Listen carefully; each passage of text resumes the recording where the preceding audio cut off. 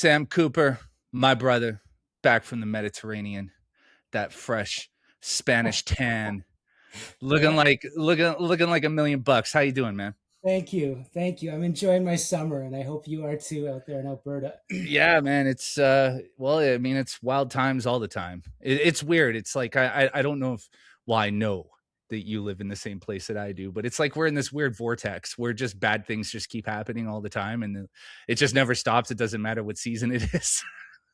It's true. Yeah, hybrid warfare worldwide. That's one way to look at it. Well, this is a little bit off topic, but I'm reading Unrestricted Warfare again right now. It's a very difficult read because it's really dense and it's as eloquent as you would imagine a military handbook written by two senior PLA colonels could be.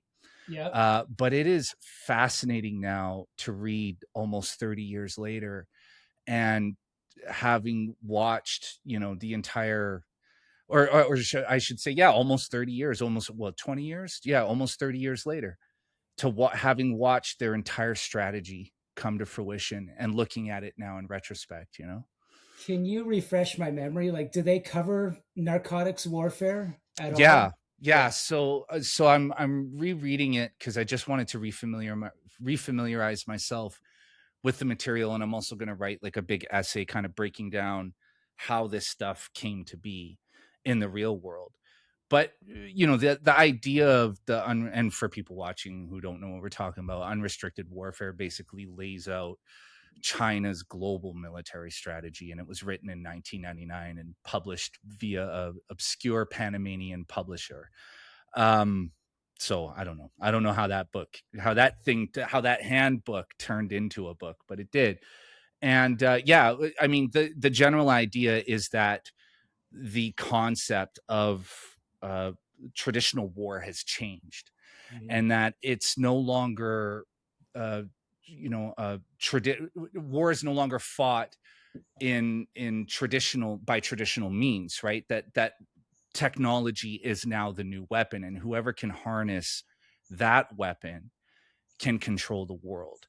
And what they're laying out is a strategy for lethal and non-lethal warfare, primarily ideological, but also narcotics, also biological, like a warfare strategy for every potential avenue where war could exist, revolving around the idea that technology is driving warfare, and that it's no longer just conventional missiles and bombs, that it's hacking, it's biological, it's everything. And anyways, it's fascinating to read again and look at where we are now in this world of ours, as China is gaining more and more of a foothold in our Western and global institutions. Absolutely. Yeah. And asymmetric warfare would be another word for it. So, as we've said before, China supposedly now equal footing superpower, but not able to project itself off of its shore yet with kinetic warfare.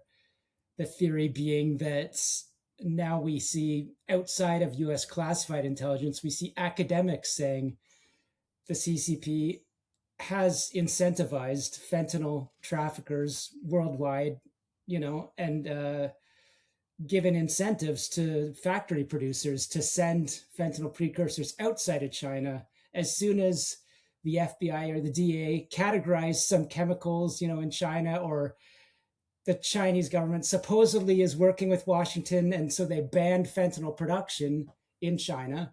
They're now sending precursors out around the world, and U.S. Congress has found that you get tax benefits for doing that in China. And so I've now seen academic reports that say it's almost certain that the CCP intentionally is sending fentanyl around the world, and especially in the United States, to profit from it, to destabilize the United States. And because, as we've said, the senior people in the global narcotics trade are based in China and are part of the CCP. Right, and that's exactly it, and that's what they outline in the 250 dense pages that were written. It's warfare by any means necessary, and with in every avenue available. And so it's fentanyl, it's woke, it's virtually everything. It's an attack from every angle. Yeah, and the maybe the last point I would say, because I have been to Taiwan and I plan to go to Taiwan again, that text would be written in, as you say, in the late 90s, before cognitive warfare. There was also always, as you know, psyops, since the Yeah. start of time. But now with technological advantage and AI, the cognitive warfare, like destabilizing Taiwan, for example, is just incredibly intensive and extreme, to the point where some people think that China doesn't even have to risk attacking that island. They can just see that cognitive warfare working and keep doing it. Well, what's really interesting is in the first, the opening 30 pages, they really outline how the massive leap in information technology, I mean, remember, this is 1999, would pave the way for a new warfare strategy. And within that, the first 30 pages, they outline how the United States has fallen behind on this, and basically saying that this is what a wide open lane for anybody who wants to take advantage, which obviously the CCP did. But Mm-hmm. it does now feel like 30 years later, we are playing catch up, and our elected officials and our agencies are just starting to really understand what China has been up to for the last 30 years. Absolutely. Yeah. So, on that note, Sam, I have been dying to talk to you since this story broke, Yeah. because not only do I want to explore this with you, with your expertise, and pick your brain on it, but I once again run the risk of kissing your ass too hard. However, brother, everything that we're seeing is stuff that we saw, we read, for those who read it, Willful Blindness. You laid this out years ago. Well, the NATO story, and please, I've reported on it so often, but the one thing I'll agree with you right off the bat, the allegations are Chinese university student comes to Canada, works their way into government agencies, is vetted by Canada's security intelligence system under a system where Global Affairs Canada has the last say, and we can get more into that, goes off to NATO command in a Global Affairs Canada program, and another allied intelligence agency. And Belgian prosecutors now are saying this young woman from China, a Canadian national, is allegedly spying. Reuters has reported, of course, for China, and part of a criminal organization. So yeah, you are correct, Jason, that the book Willful Blindness, on its very cover, in its title, lays out that specific, essentially the NATO allegation.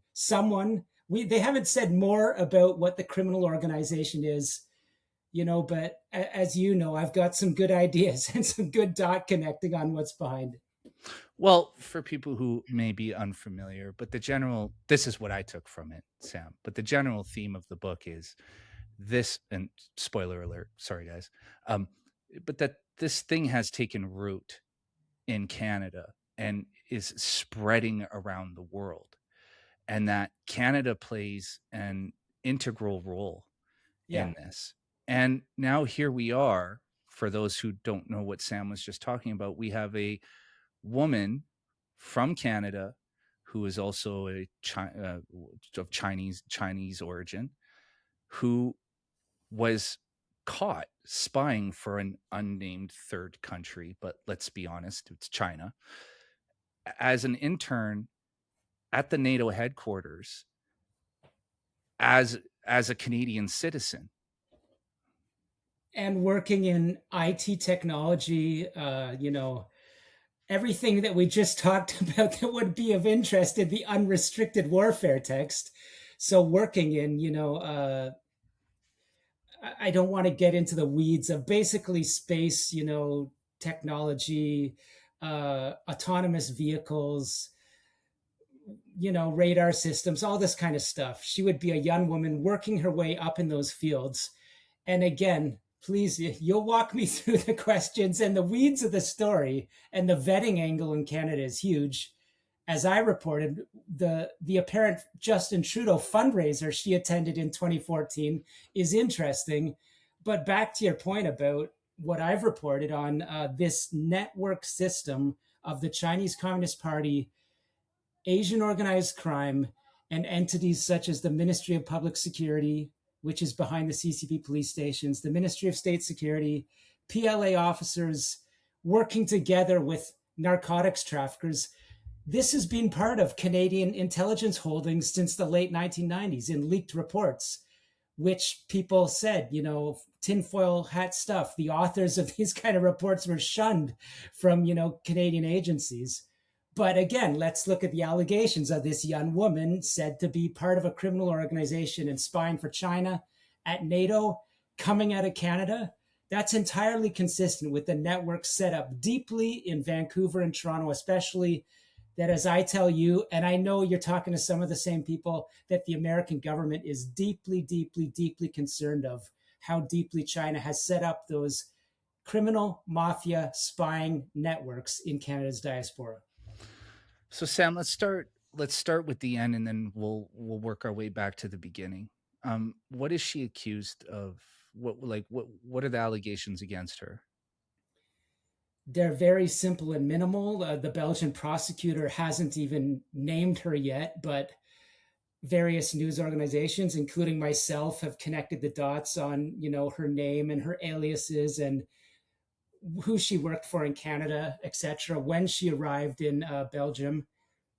But the allegations are a Canadian national with origins from China is accused of spying, espionage in the high command of NATO. So where the North Atlantic allies plan their defenses against the enemies or the potential adversaries, which would include Russia and China, North Korea and Iran. And again, beyond that very minimal allegation of spying in NATO, she is said to be part of a criminal organization. So that in itself, a very minimal accusation. She's arguing against her detention. She has so far failed in one hearing to simply be freed from her detention. So it's an ongoing process. But I say it is meaningful that someone is accused of spying and accused of belonging to a criminal organization. I'm not aware. I've not seen such a charge like that in my experience. And I follow this stuff pretty closely. This is at NATO. So I've written for the Bureau that before, Reuters said, as we all would suspect, the third country she was supposed to be spying for is China. I've written how there's a lot of, including my own book, now media reporting from the Washington Post or ProPublica or think tanks like the Jamestown Foundation that report how the Chinese Communist Party and its United Front Work Department have a sort of interoperability with Asian organized crime and triads, something called the 14K Triad or the Han-Men Fraternal Society, which is one of these supposedly ancient patriotic society of Chinese nationals, which are involved in underground organized crime and reportedly providing security to Chinese, what's called Belt and Road trade sort of outposts across Asia. So this is describing what other reporters, such as my colleague Sebastian Rotella of ProPublica, he reported on similar networks in Europe where people accused of running these CCP police stations were similarly seen with Chinese officials in Italy.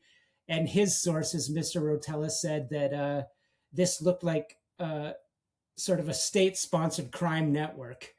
So that kind of prior reporting, including my own, connected to the CCP police stations, underground casinos, human trafficking, fraud, etc., sounds entirely consistent with the type of very minimal allegation against this young woman right now.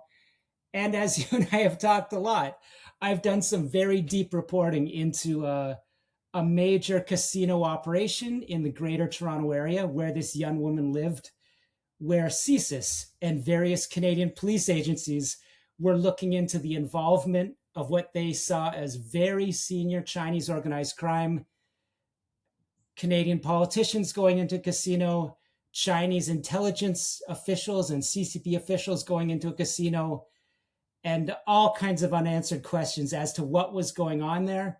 But I have, through concrete evidence, tied to that Markham Casino network. And again, people come back to the Bureau and read a 2,500 word story, but I have pointed to entities such as the Hefei Friendship Association. And now we're getting to the weeds, the Jiangsu Chamber of Commerce, the very same entities that would be, some of them, meeting with Mark Carney when he was running for prime minister, or showing up in donations to mostly Liberal Party candidates, from 2014, up to now, probably. So there's a lot of dot connecting, again, that I have connected Liberal Party officials, concretely tied United Front Work Department community groups or business groups in Canada, this Markham illegal casino, all kinds of Canadian politicians.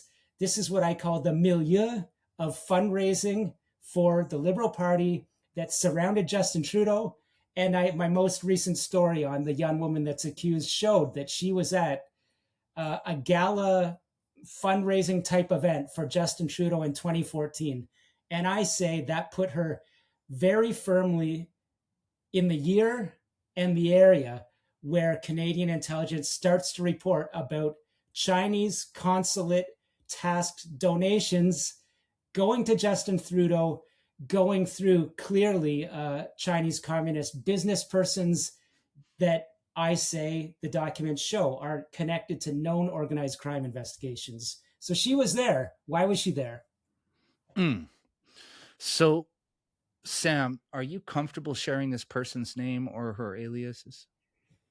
Yeah, she has a number of global organizations, or Canadian, including CTV, CBC, Canadian Press have now named her. Most recently, the Canadian Press said they confirmed with Canadian officials that of course they know who it is, but in the words of Canadian Press, they're proceeding on the basis that she is who the media names. So her Mandarin or Chinese mainland name would be Zhang, Zhang B. Wei, first name.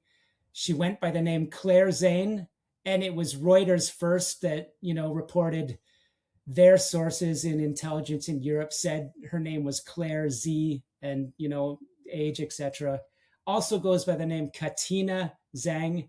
And so there's a lot of open source work that can be done digging into her Facebook accounts, where it's quite interesting, where you've got this young woman from China landing in Canada, attending a number of universities.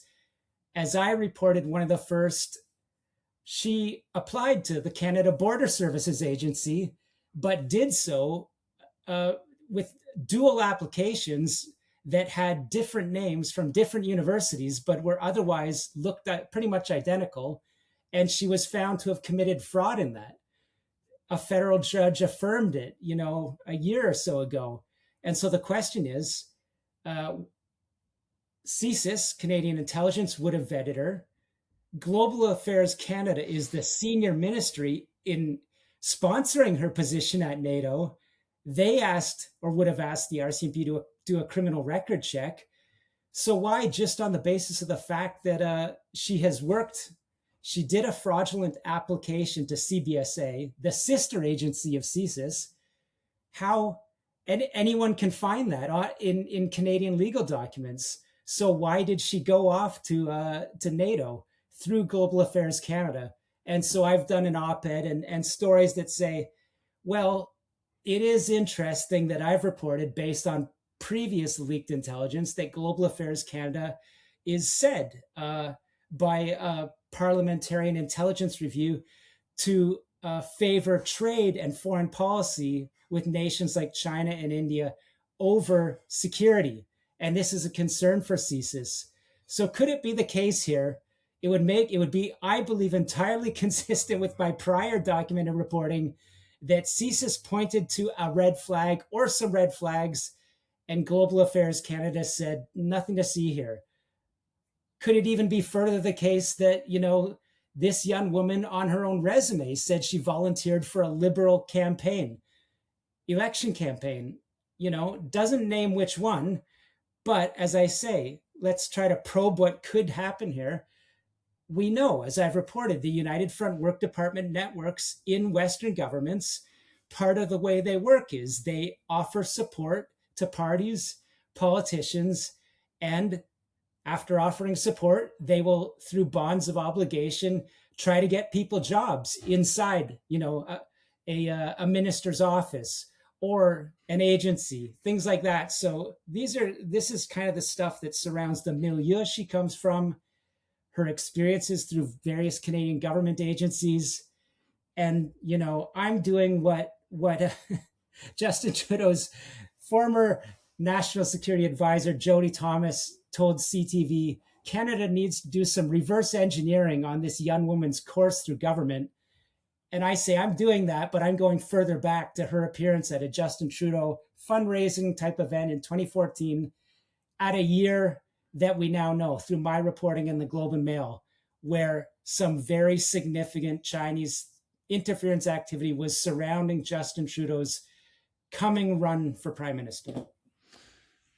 What's fascinating about this, Sam, is that all of the stories that you've written on this, and I've read them all because I'm knee deep in this story. So every morning I wake up and check my inbox for more bureau reporting on this, because this, I think this is one of the bigger events that we've experienced that is flying under the radar tremendously. This has huge repercussions for Canada on a diplomatic level, and we'll talk about that next.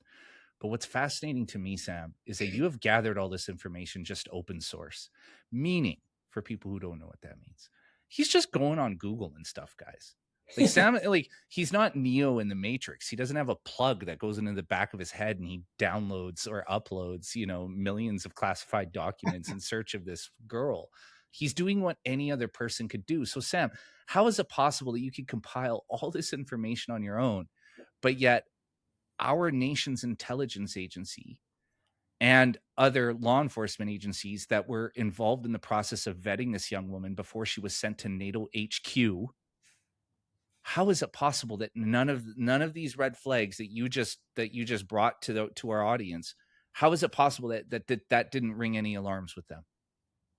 Well, I'll tell you this, Jason, like I've heard in the course of a few reports by now on the case, I heard from a former CSIS officer, a very senior person, that yes, CSIS would have done vetting, but it looks like, and I have to trust this person's credibility and maybe even the fact that they're hearing from their Canadian intelligence colleagues, former very active people in this kind of file. What they were suggesting to me is CSIS highly likely would have had a concerning red flag report for this young woman because they're a very capable intelligence agency and they share information with the CIA, and other allied top intelligence agencies. So I would find it hard to believe that CSIS wouldn't have had some concerns with this young woman. The fact that she committed fraud on applying to CSIS's sister agency is a starting point in open source. A kindergarten could see a problem there. But what I'm suggesting is my source, who's a former CSIS officer, said it would make sense to look at Global Affairs Canada. And Jason, without suggesting any conspiracy or anything wild here, we've talked probably over 5 times how I say people like Melanie Joly, who would be the top foreign minister, and she'd have people like David Morrison, the head of Global Affairs Canada under her.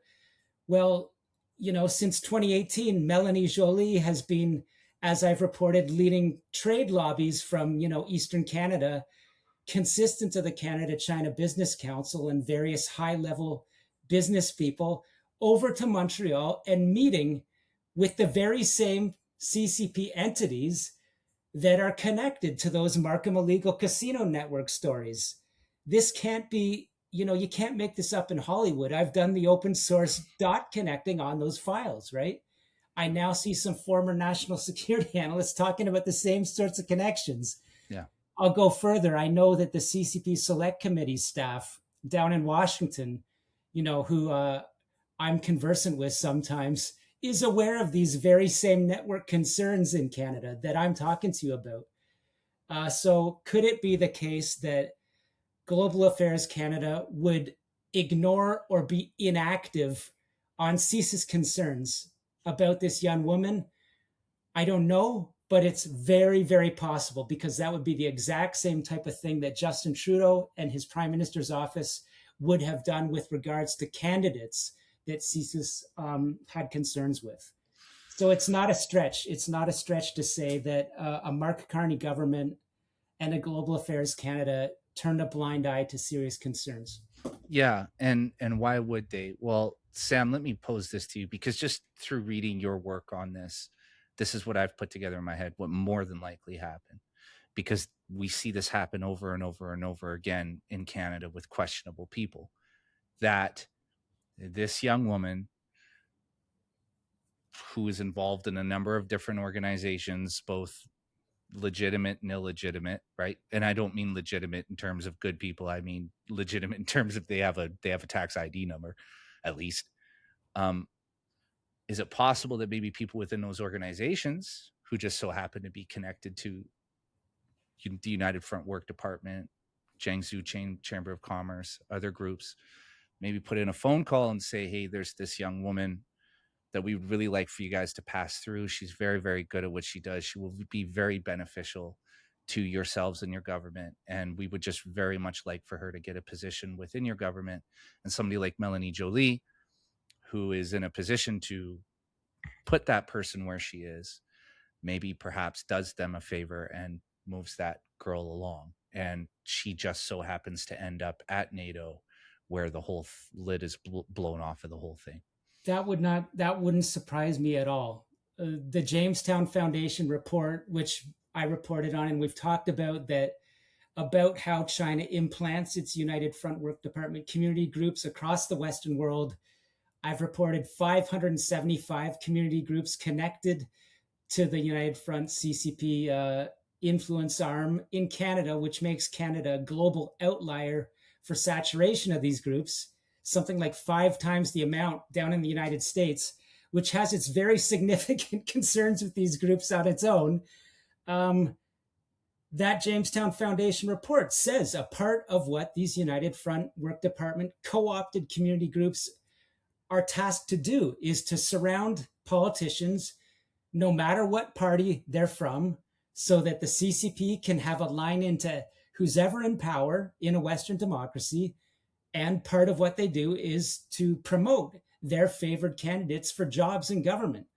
So absolutely, there's a blueprint there. So if she is part of, let me backtrack, the RCMP in documents that my great colleague Stuart Bell turned up in Access to Information talks about how the United Front Work Department has interoperability with Asian organized crime. So let's step back and think what that means. Interoperability, a military term. The Chinese state influence arm, the United Front Work Department, interoperable with Chinese mafia, implanted in foreign governments, whether it's Italy, as ProPublica has reported. My colleague Mike Forsyth at the New York Times has pointed to some very serious networks in New York State. I've reported on the Linda Sun money laundering alleged spy case as well. So this is very well proven worldwide. So is the criminal organization that NATO is pointing to, are they basically coming out now and saying that for the first case on record in the world, the United Front Work Department in Asian organized crime is the criminal organization? To me, that's extreme. Well, I think it's quite possible. I love how you pulled back on that one just to maintain that We'll not journalistic go with integrity. 90% on that. We're going to go Yeah, with 50%. yeah. Let's not speculate too far, Sam. Leave that up to me, man. Yeah. So, Sam, there's something very interesting that I read in one of the stories, and I've read it in a number of your stories, Willful Blindness. Something that you keep pointing to when it comes to this young woman it appears that members of the Liberal government have said, well, in terms of vetting her and looking into her background, that's a law enforcement thing. That's not really something we're responsible for. And it's a pass the buck sort of scenario. And then you have the RCMP who have said, in the Hogue Commission and in other instances that, well, this just isn't that important. It's not important enough for us to really pay attention to. You're right. The key point we've talked about in the Hogue Commission is evidence came up that someone asked them to investigate a Chinese state-backed money laundering network, and the RCMP, I believe, like the second or third in command, his mealy-mouthed answer was, well, we determined that they would probably have backup. Whatever was accused here, if it was Chinese state crime, they would have backup entities. So there would have been no impact on us going after that money laundering network. So what's really happening in that allegation? Quite likely, I believe, since it's in the Hogue Commission, CSIS, because they don't have the power to prosecute, they had intelligence on a Chinese state money laundering network in the greater Toronto area. Could it be the Markham illegal casino case? Are people involved? That would make a lot of sense, I think. And the RCMP said, sorry, we don't want to investigate. So without going off on a rant and a tangent, I'm pointing to precedent cases of the RCMP doing sweet F all about some very serious concerns that CSIS has. And you're pointing to, you say, I haven't followed it that closely, and some are Liberal politicians saying this is a law enforcement job. Well, no, it's a Canada government security matter that the RCMP has already shown that they're incapable of handling, that CSIS has already complained they're the only ones watching the henhouse, and CSIS complaining that Global Affairs Canada ignores CSIS concerns. So quite possibly it would be, someone up there at Melanie Joly or David Morrison or senior global affairs level saying, well, we don't think this is that big of a concern. And if we were to hold this young lady back, now I'm really starting to speculate. If we were to hold her back, wow, maybe that might upset our new friends in Beijing that Mark Carney has said, we're in a new era of engaging relationships with China, right? So now we're really starting to paint a picture of the environment of Mark Carney's strategic engagement with China era, and why some people in Global Affairs Canada might turn a blind eye to this sort of case. What's wild, Sam, is that, so for our American and European, and we have a growing Australian audience, so for you guys as well, CSIS is Canada's CIA. They are our MI4 or MI6, I should say. I was thinking Mission Impossible for some dumb reason.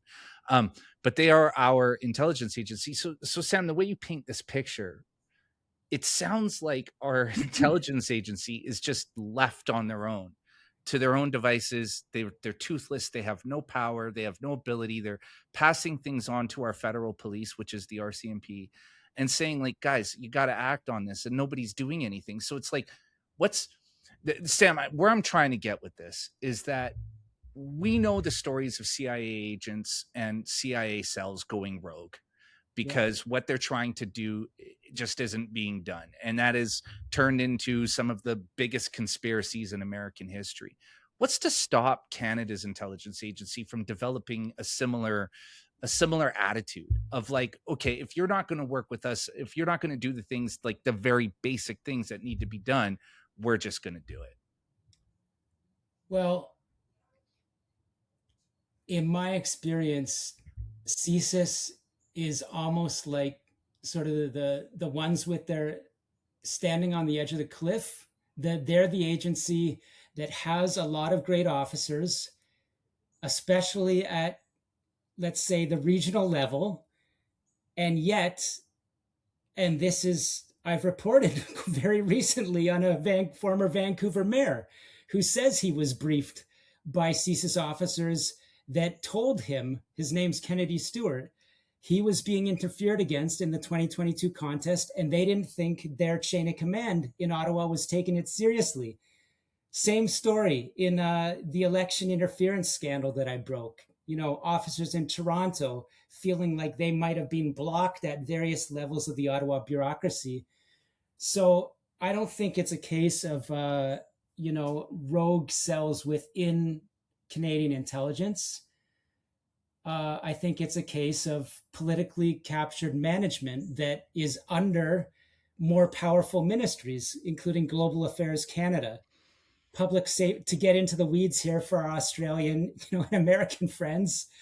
Uh, Let me expand the story. Let's go to Australia. It was ACO, their intelligence agency, according to my sourcing, that reported to CSIS that they had cracked the model where very wealthy Chinese real estate developers and casino gamblers had become the major donor funders of Australian political parties.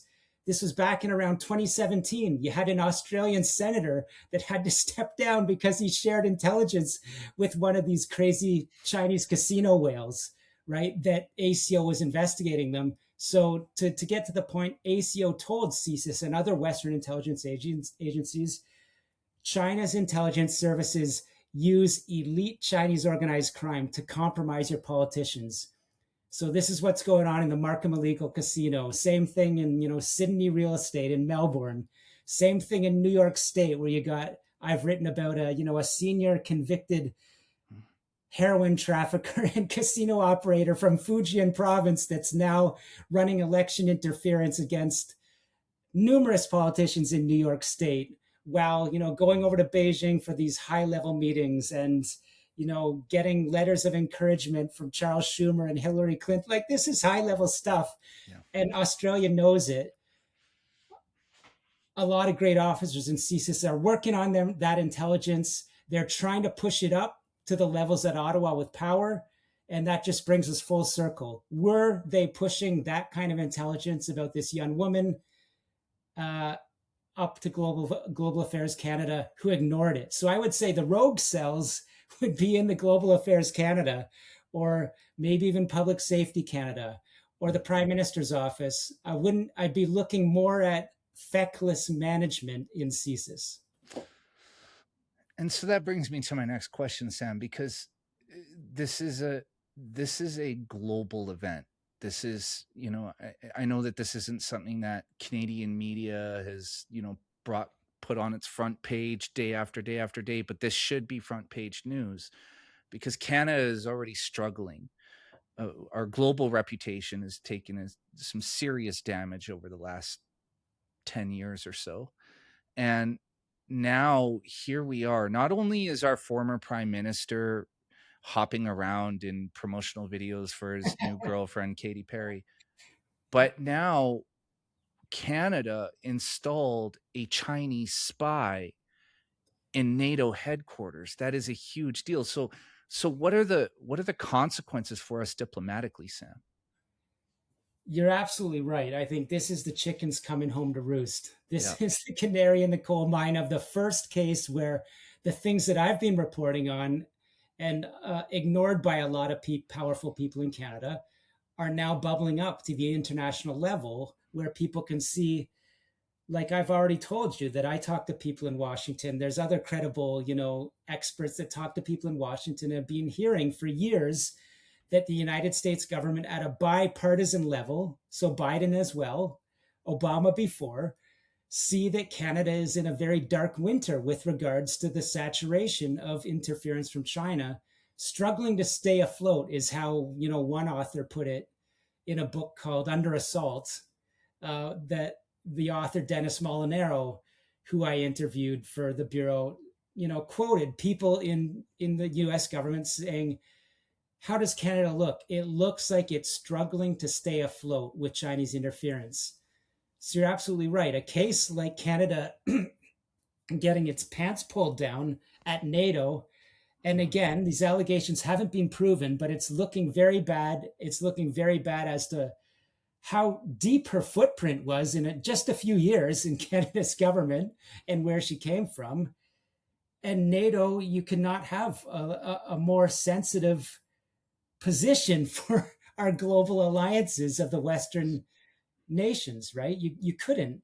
And look at where we are, with Russia, North Korea apparently sending in, a lot of support, China sending in a lot of support, Iran, China being connected. And meanwhile, we have Canada potentially sending a dangerous spy to NATO. It's terrible. Well, I mean, what we're telling our allies once again is that we cannot be trusted, either through corruption or incompetence. It's one or the other, but neither one of them is good.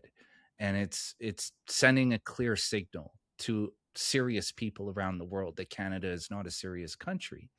And it's Yeah. just another signal. I mean, we've been sending them over and over and over again, right? Absolutely. It's another signal, and I think they already had it loud and clear. I've probably said before that for years, people have been, well, heck, Peter Navarro was openly saying that Canada should be ejected from the Five Eyes about a year ago, right? And so people may look at Peter Navarro as a quite interesting character in the Trump administration, but he's also not a stupid person, and his opinion would reflect a lot of people in Washington as to Canada's untrustworthiness. Yeah, well, obviously, we just sent a Chinese spy to NATO headquarters where she worked in a technical capacity, meaning she had access to more than likely critical servers that held classified information. And it happened in the wake of the Canadian election interference story that I broke. And, as I wrote, I believe in the update of willful blindness that information that Canadian intelligence followed up in their investigations in Canada, important amounts of that information was coming from the American government, which had concerns that Canada wasn't acting on this very serious infiltration network, whether it was in Toronto or elsewhere.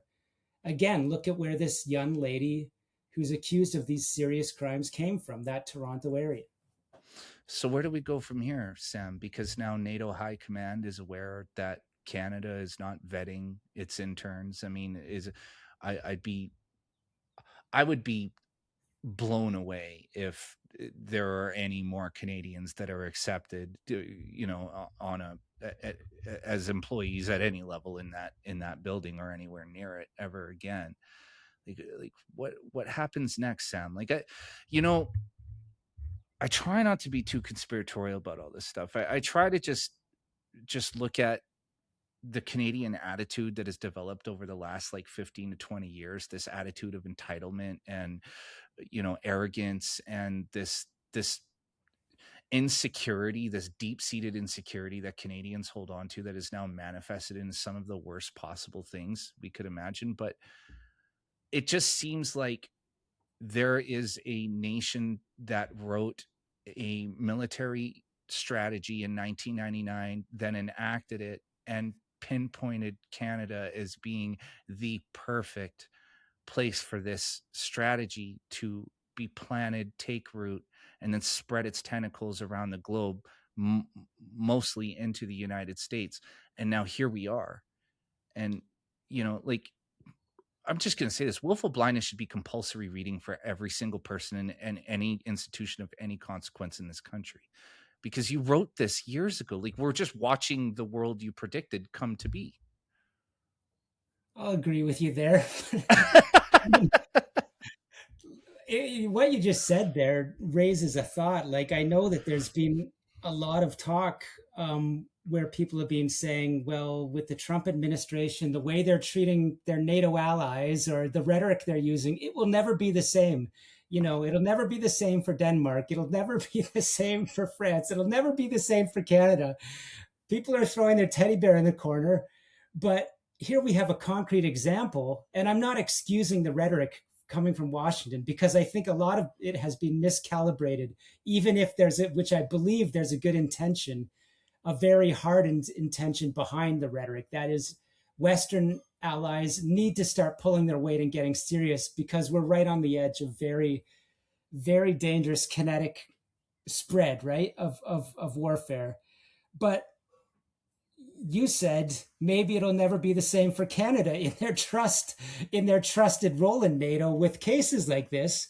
So yeah, I agree. Like, get off your high horse, liberal politicians and like Atlanticists, as they call them, And if you want to be treated with some more respect from some very realpolitik hard hitters in Washington, then don't send a spy to Brussels, right?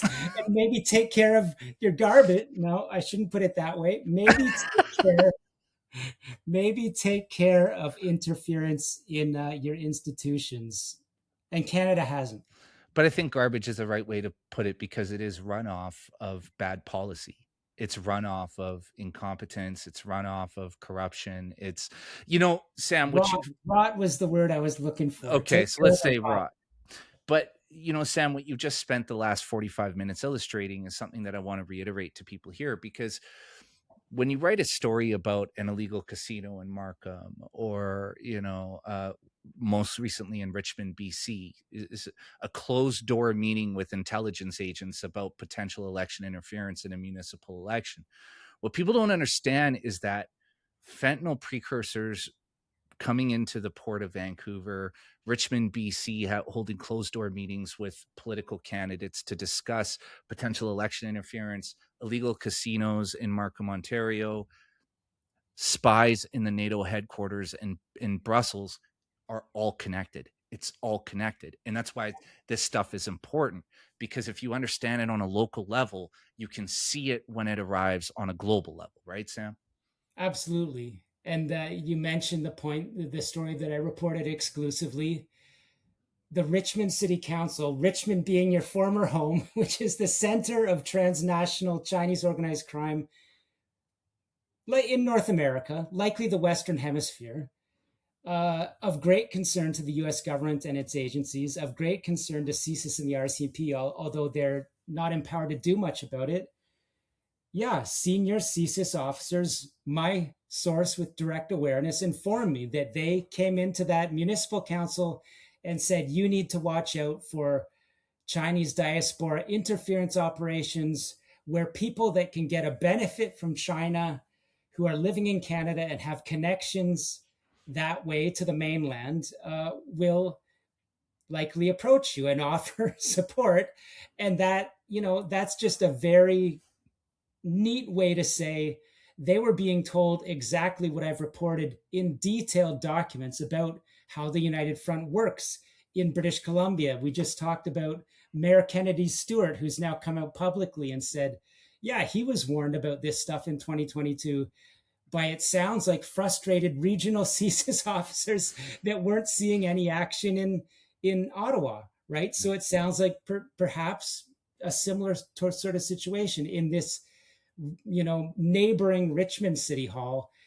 And what I want to go a little bit further is I say through connecting of documents and open sources that it looks like there is a very, very key, I will say, national level Chinese proxy network operating out of Richmond, British Columbia, consistent of front Chinese media companies that have overt connections to the United Front Work Department. An expert friend that I have talked to would connect them to the Ministry of State Security being behind these media entities. These are the same entities that surround people like Premier David Eby, the same entities that attacked Richmond MP Conservative Kenny Chu because he suggested a foreign agent registry. Then he pops onto one of these puppet media channels from Richmond and he's asked, that is his opponent, Liberal Parm Baines, is asked, what do you think of Kenny Chu's foreign agent registry bill? Liberal Parm Baines says, well, I find that to be a very discriminatory policy, blah, blah, blah.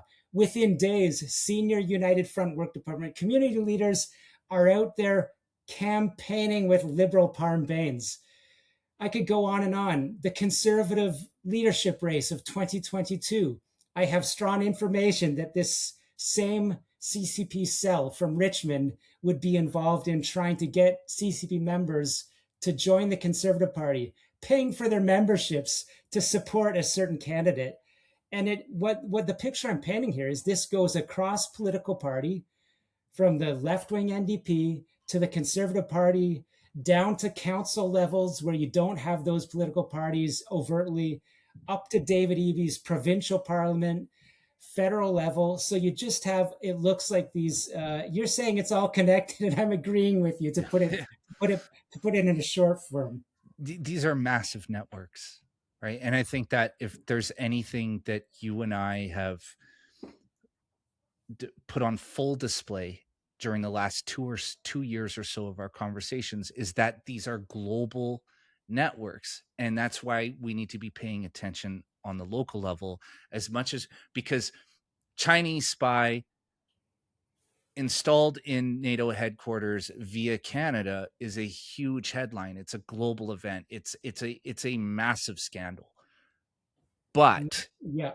Yeah. the way she ends up there is via these networks that are operating in Canada that nobody's paying attention to, because our federal police believe that they are of little to no consequence, at least on the bureaucratic level. Our central or our intelligence agency at a bureaucratic level seems to not be interested. And it does appear, at least, like people in the bureaucracy are pulling levers and different strings in order to move these people along. So it's a huge web, a massive network, and it all starts here on the ground in Canada.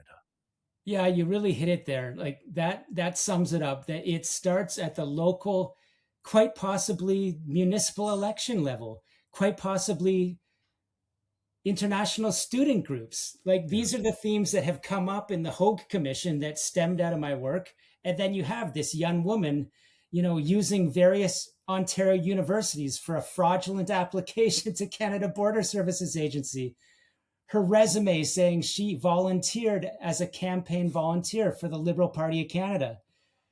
We've had a number of documents pointing to Chinese students' involvement through some coercion from the Chinese state in election interference. So you're right, all the way up to Brussels, all the way down to some election campaign, whether it was Richmond, some municipal city council election nobody gives a Richmond, shit about. Vancouver, Yeah. Markham, Ontario, North York. Yeah, hotspots.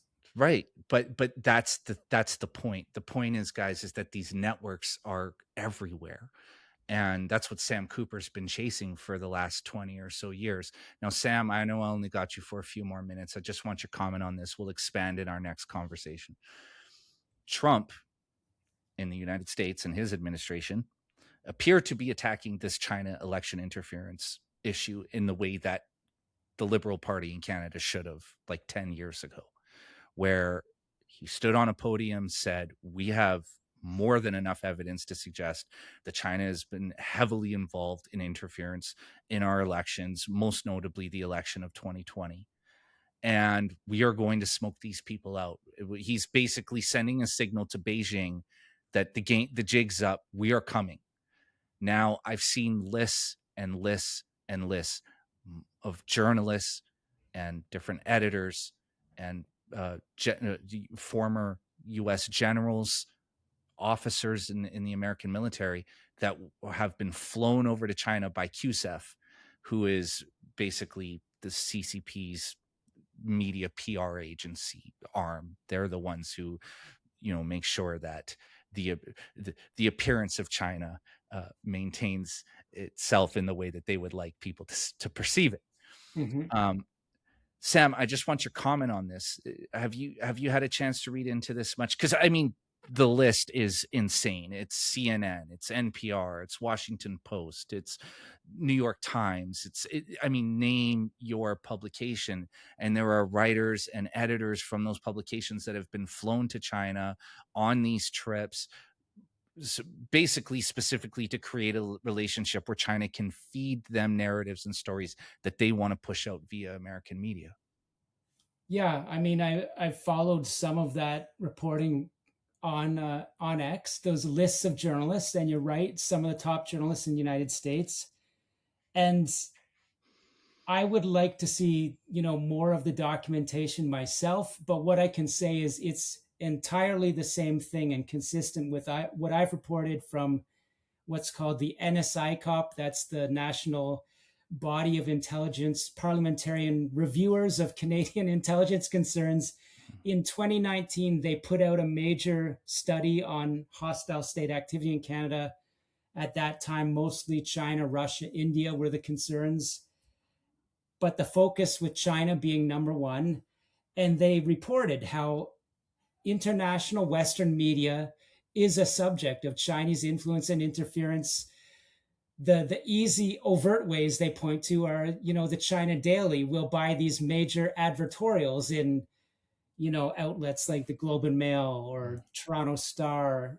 Was the some Definitely the Globe and Mail, and some big US papers have run those. So that's taken propaganda money directly from China. That's an easy one to see, but the Canadian intelligence reporting goes further. It sort of says senior people in various Canadian media entities are seen to be under the influence of China.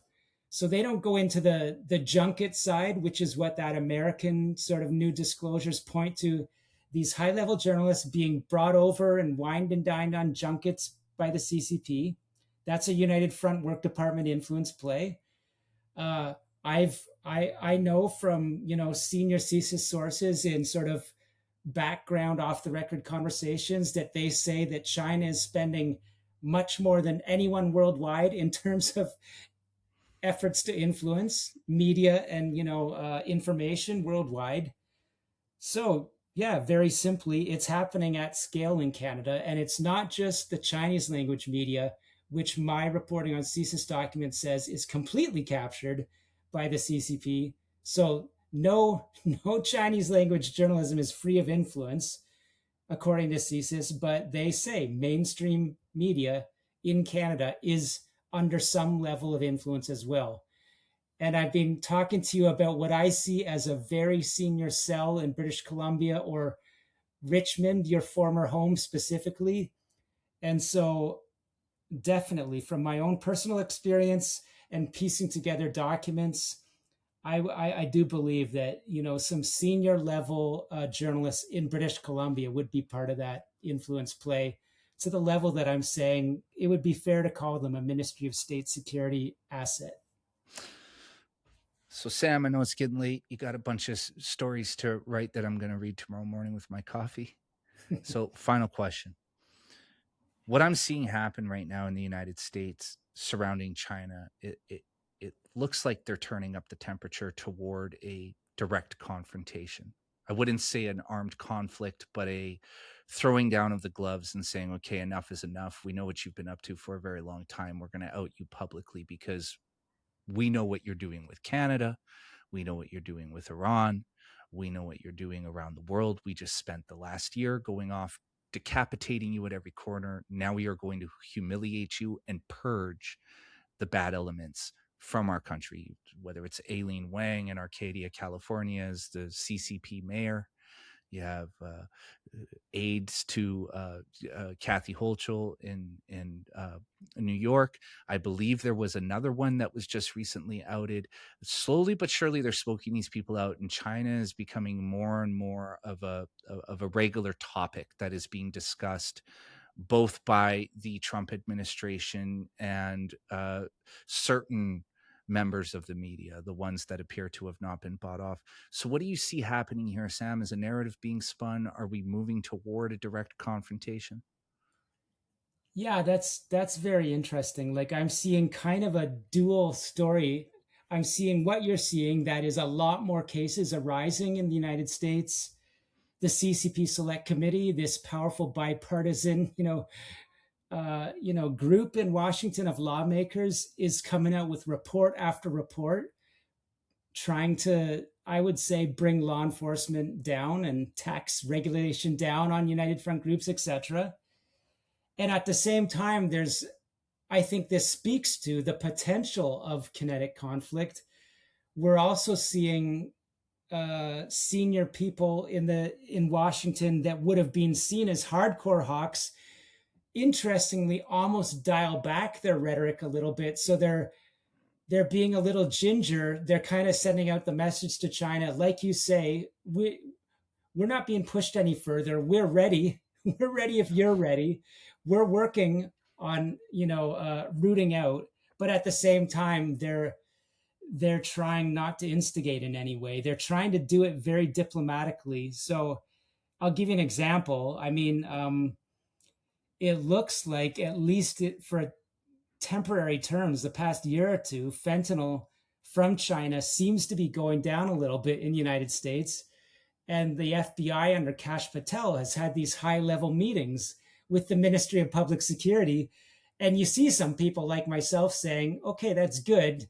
You're meeting with people and China claims to be cooperating, but in the long run, they'll never really cooperate, right? So that diplomacy and that law enforcement cooperation is good in a way, but it's not going to solve the problem. So I think it's pointing to kind of like I call it like a seesawing action. Sometimes it looks like the Trump administration is really cracking down. They were going to crack down on tariffs, and then China played its card, which was, well, then Japan and the United States and others aren't getting any critical minerals.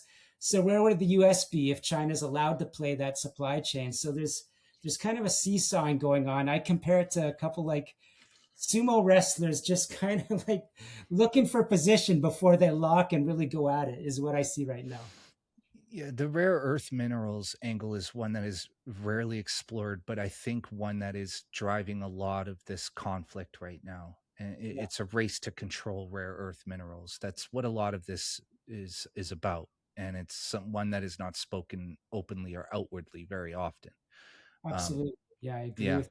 I would compare that to the Strait of Hormuz. It's like, okay, the United States hasn't won a clean victory there, but at the same time, they're working with their partners in the Middle East to start building tunnels to make the Strait of Hormuz uh, like not material anymore, right? So it is yeah. the same thing. They're looking at those chokeholds and supply chains.